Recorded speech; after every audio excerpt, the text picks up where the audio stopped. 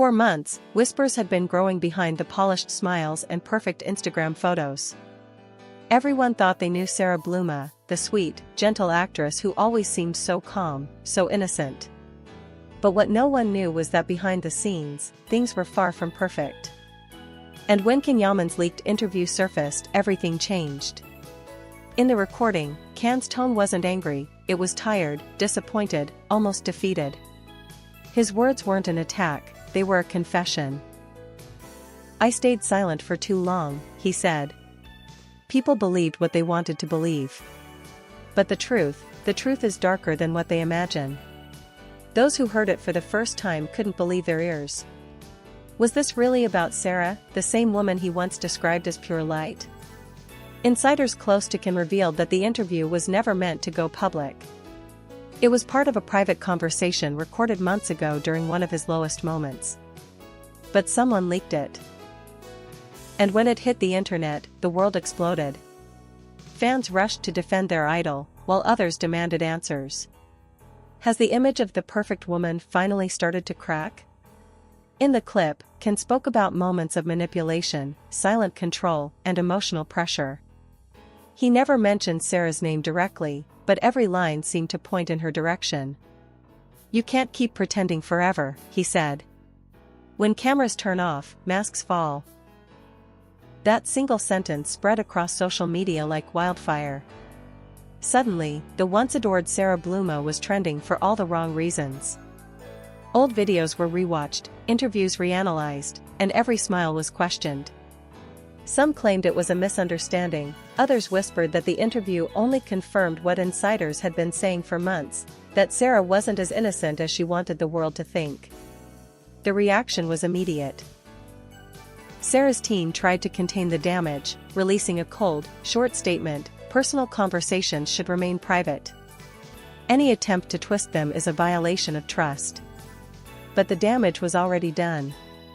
Can hadn't accused her, he had simply spoken his truth.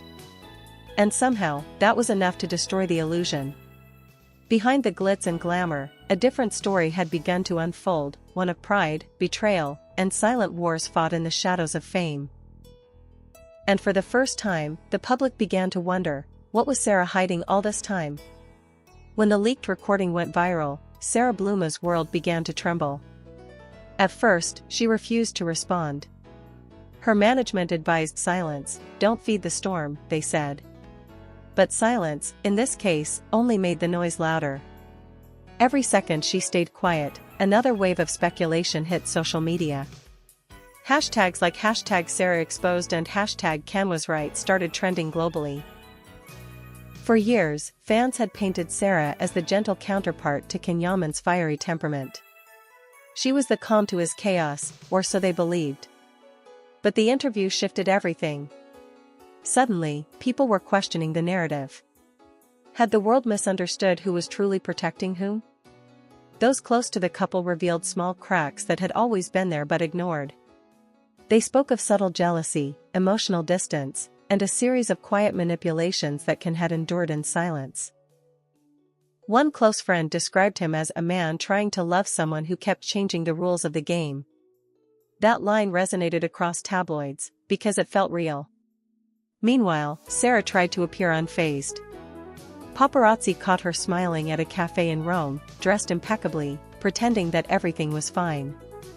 But her eyes betrayed her. They looked tired, defensive, not from guilt, perhaps, but from fear. Fear of losing control over her image, the one she'd carefully built for years. Inside Can's circle, no one was celebrating either. He never wanted this to become public warfare. "He's not that kind of man," one insider said. "He talks about truth, not revenge." But the truth, once spoken, can't be contained. It spreads, it burns, and it exposes. The interview was now dissected line by line. Analysts replayed the tone of his voice, the pauses, the sighs. Every sentence was turned into headlines: Yaman's hidden pain, Sara's secret control, the smile that lied. News anchors debated whether this was a calculated leak or a desperate act of honesty. And yet, amid the chaos, something unexpected happened. A wave of fans began to support Ken, not out of pity, but understanding. They saw his silence as dignity, a man tired of defending himself against an illusion. Sara, on the other hand, faced the hardest challenge of her career. Her upcoming project, a romantic drama set in Venice, suddenly lost sponsors. Brands quietly stepped away. "We're reassessing our collaborations," one company said.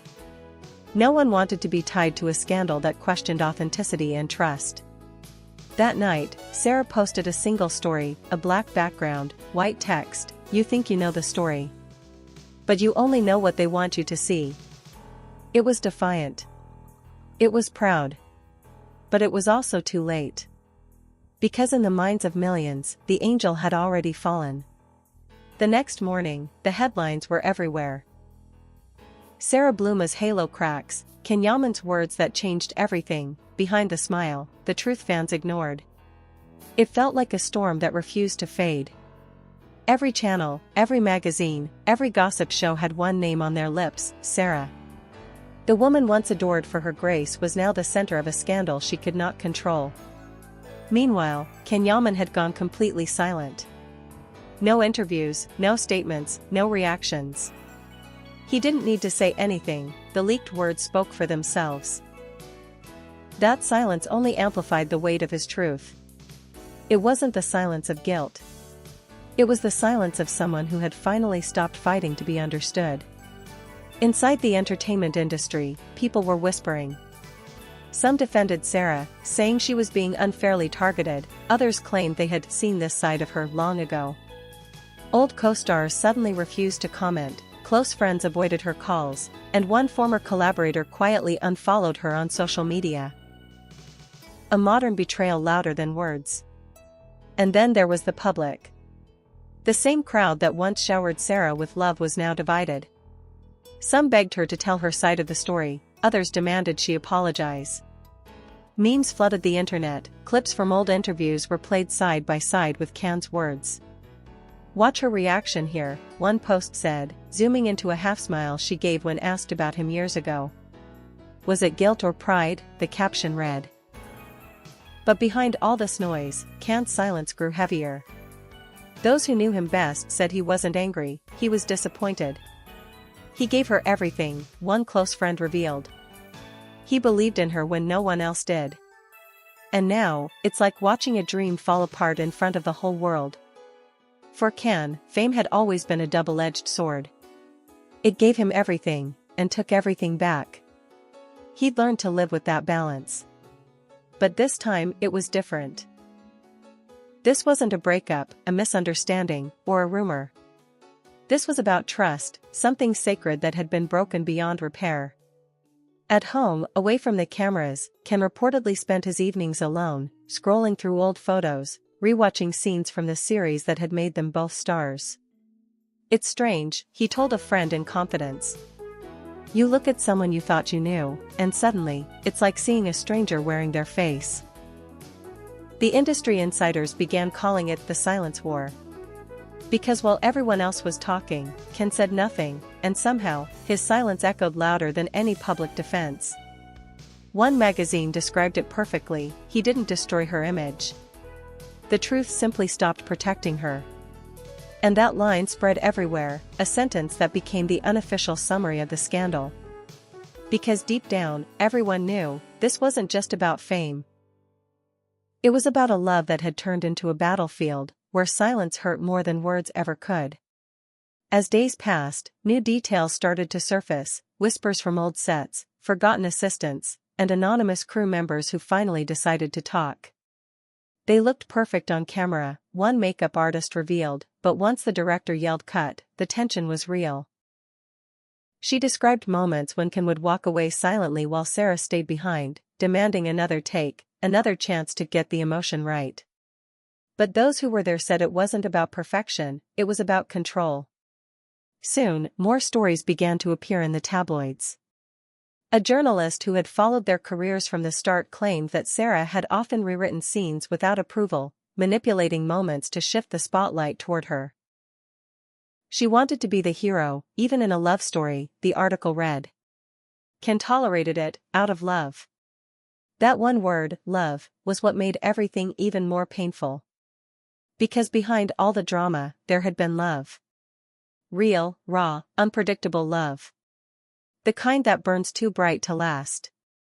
Those who had seen them together off-camera described an electric chemistry, but also a constant power struggle. They were both stars, one producer said, but only one of them wanted to shine alone. And yet, when the scandal exploded, Ken didn't retaliate. He didn't call her out by name, didn't share screenshots or secrets. He simply walked away. That silence, that calm dignity, was what turned public opinion in his favor. He could have destroyed her completely, said an insider from a major network. Instead, he let the truth speak for itself. Sara, meanwhile, was growing desperate. Her PR team tried everything. Emotional posts, staged public outings, even a rumored plan to release her own exclusive interview. But nothing seemed to work. The audience had stopped believing in her narrative. Every word she spoke sounded rehearsed. Every tear looked rehearsed. And then, a new leak appeared, a short clip from a behind-the-scenes moment of their final project together. In it, Ken could be heard saying softly, "You can't play love forever, Sara. One day, it has to be real." That line broke the internet. Fans called it the moment everything ended. From that day on, people stopped asking if the leaked interview was real. It no longer mattered. What mattered was what it revealed, not about Sara's actions, but about Ken's heart. He wasn't bitter. He was just done pretending. Insiders close to Sara said she broke down that night. Not because of the public backlash, but because she realized she'd lost something deeper, the respect of a man who once would have fought the world for her. And so, the story began to shift. It was no longer just about betrayal or image. It became about truth, and how, sometimes, the truth doesn't need to scream to destroy everything built on lies. The masks had fallen. And for the first time, everyone could finally see who was standing in the light, and who had been hiding in the shadows. By the time a week had passed, the noise had started to fade. The headlines moved on to new scandals, the tabloids found fresher stories. But the scars left behind didn't fade as easily. For Sara, the silence that followed was louder than any rumor. The woman who once commanded attention with every glance now found herself walking through airports unnoticed. Cameras that used to chase her now turned away. And when they did turn toward her, it was never with admiration, only curiosity. Behind closed doors, she tried to rebuild. Friends say she deleted her old photos, unfollowed half the industry, and refused to watch any of the interviews that mentioned her name. She feels like she's living someone else's life, one insider whispered. But in truth, the life she lost wasn't stolen, it simply slipped away the moment her image stopped matching her actions. Meanwhile, Yaman had retreated to his quiet routine. Early mornings, long gym sessions, and then disappearing for hours into the countryside near Rome. No press, no cameras, no statements. Just calm. "He finally looks free," said one close friend. "He's not trying to prove anything anymore." Reporters tried to catch him for a reaction. "Do you regret what happened?" one shouted outside a cafe. He smiled politely, shook his head, and said, "No regrets. Just lessons." Then he got into his car and drove off, leaving behind a silence that felt more powerful than any scandal. That short answer became the line quoted in every magazine. No regrets. Just lessons. It summed up the entire story, a relationship built on appearances, undone by honesty. For many fans, it wasn't just about Ken and Sara anymore, it became a symbol of how fragile public love can be when truth finally steps in. Sara would later attempt a quiet comeback, a charity event, a small photo shoot, a post about forgiveness and strength. But the audience had changed. They weren't angry, they were indifferent. And indifference, in the world of fame, is the coldest form of punishment. Ken, on the other hand, had begun working on a new project, one that, ironically, centered around betrayal, truth, and redemption. "Art imitates life," a journalist wrote. But those who truly knew him said it wasn't about revenge or reflection, it was about closure. One evening, long after the noise had died down, Kim posted a single photo, a sunset over the sea, with no caption. But those who'd followed the story understood the message. The storm was over. In the end, there were no winners. Just two people standing on opposite sides of truth, one exposed by it, the other freed by it. And maybe that's what Kim meant when he said those words that would echo for months to come: you can't pretend forever. Eventually, love and truth meet, and only one survives.